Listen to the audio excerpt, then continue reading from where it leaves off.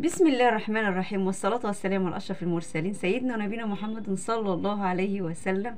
قبل ما أقول أي حاجة حبايب قلبي، صلوا على النبي وزيدوا النبي صلاة. اللهم صل وسلم وبارك عليك يا سيدي يا حبيبي يا رسول الله. وقبل ما أقول هنعمل إيه مع بعض النهاردة، اهدوني من إيديكم الحلوة بأحلى لايك بأحلى اشتراك مع تفعيل زر الجرس. يومكم كله هادي ونادي ومليان علينا وعليكم بالسعادة وبالرضا من عند رب العالمين. قولوا النهاردة إن شاء الله يا حبايب قلبي هنعمل صنفين حلوين من الفريك، عشان زي ما قلت لكم في فيديو المحشي اللي احنا حشيناه فريك، واللي ما شافش فيكم الفيديو قوام يخش ويشوف احلى محشي حشيناه فريك.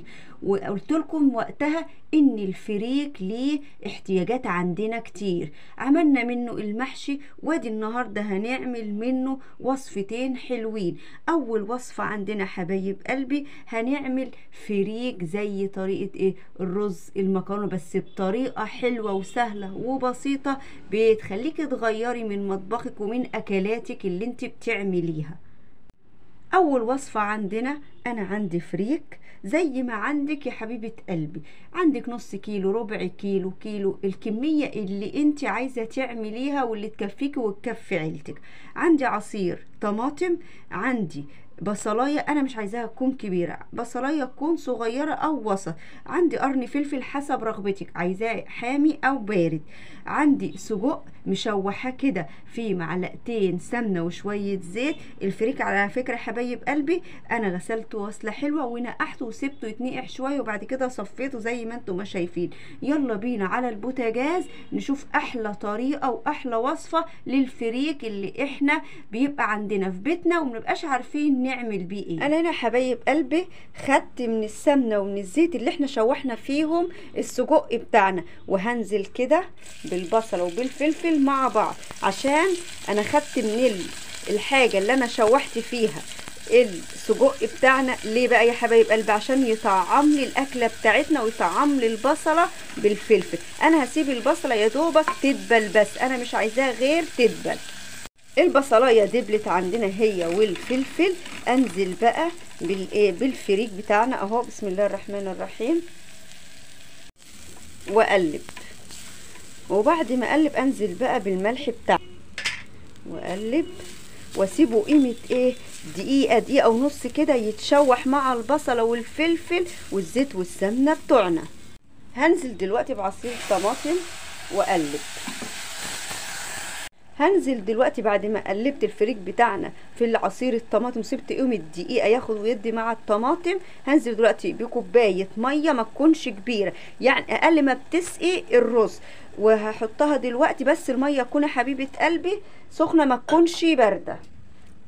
كده بقى هسيب الفريك بتاعنا يستوي، ويلا بينا اوام نشوف الوصفه التانية. الطريقه التانية بقى حبايب قلبي من الفريك اللي بالنسبه بقى اللي بيحب ياكل فريك كده بعيش بحبشتكناته كده بحاجته الحلوه. يلا بينا نقول على الطريقه. انا عندي 3 معالق فريك، 3 معالق فريك برضو مغسولين غسله حلوه ونقعاهم ومصفياهم جامد. عندي بصله مقطعاها حتت صغيره، عندي فلفل برضو مقطعاه حتت صغيره، عندي معلقه هريسه بتوم، عندي سجق مشوحاه اللي انا قلت لكم عليهم قطعاه قطع، عندي عصير طماطم. طب يلا بينا يا ستي بسيطه اوام ورينا هتعملي ازاي احلى وابسط فريك نقدر نغمس منه كده بعيش للناس اللي بيحبوا ياكلوا الحاجه بعيش.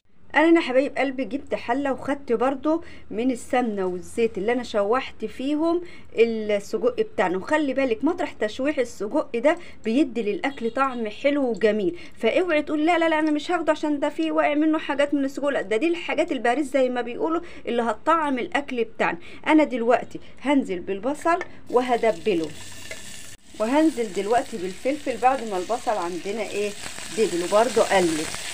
هنزل بمعلقه الثوم بالهريسه واقلب لما تتشوح وريحتها تقوم طالعه، نقوم نازلين بعصير الطماطم. وادي عصير الطماطم، وادي الملح المتبهر بتاعنا. هسيب بقى الطماطم لما تاخد غلوه معايا. الفريك اتشرب زي ما انتم ما شايفين اهو، اللي هو الوصفه الاولانيه. انا هديت النار بقى عليه واسيبه يكمل سويه. لما الطماطم خدت قلبه معانا زي ما انتم ما شايفين كده، هنزل بكوبايه ميه واسيبها بقى تغلي خالص.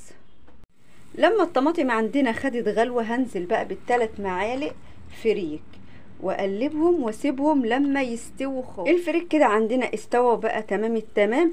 انا هعمل ايه؟ هقفل بقى البوتاجاز، والسجق عندنا كده كده مستوي، فانا مانيش عايزه البوتاجاز يبقى والع وانا بحط السجق عشان ما يتهريش مني. واسمي بالله، بسم الله الرحمن الرحيم. وادي يا حبايب قلبي اكلنا الحلو الجميل اللي عملنا وصفتين من الفريك. الفريك اللي بيحبوا ياكلوا بمعلقه اهو، بسم الله ما شاء الله، مع شويه سجق كده دلعنا. الفريك اللي بيحبوا ياكلوا بعيش، مع عملناه بشويه تخديعه كده حلوين، قطعنا فيه شويه سجق كده برضو ودلعناه عشان نعلي القيمه الغذائيه فيه، والعين تاكل قبل البق. جنب شويه مخلل بقى حلوين كده، اي مخلل انت مخلله، شويه لفت حلوين كده كهرمان زي الست بسيطه مخللهم كده، الله اكبر، مع شويه عيش كده حلوين. الاكل كده في منتهى الجمال، الله اكبر، كده حاجه فوق الوصف. تدخلي البيت كده تحسي ايه، عيلتك تخش تبقى فرحانه من الريحه الجميله. غير كمان ما هتفاجئيهم بوصفه حلوه جميله من الفريك، اللي عايز ياكله بتخديعه واللي عايز ياكله بمعلقه مع شويه سجق حلوين. ما تنسوش الست بسيطه باحلى لايك، باحلى اشتراك، مع تفعيل زر الجرس، وتقولوا لقرايبكم ولاهليكم ولجيرانكم وكل ما تعرفوهم عن مطبخ الست بسيطه وبنوتتها، عشان زي ما انتم ما بتشاهدونا هم كمان يشاهدونا ويعرفوا وصفاتنا وطرقنا الحلوة الجميلة في جميع ما بنعمل. يا رب النور رضاكم وإعجاب كله مليان بالسعادة وبرضا من عند رب العالمين. قولوا آمين، وأقول لكم السلام عليكم ورحمة الله وبركاته.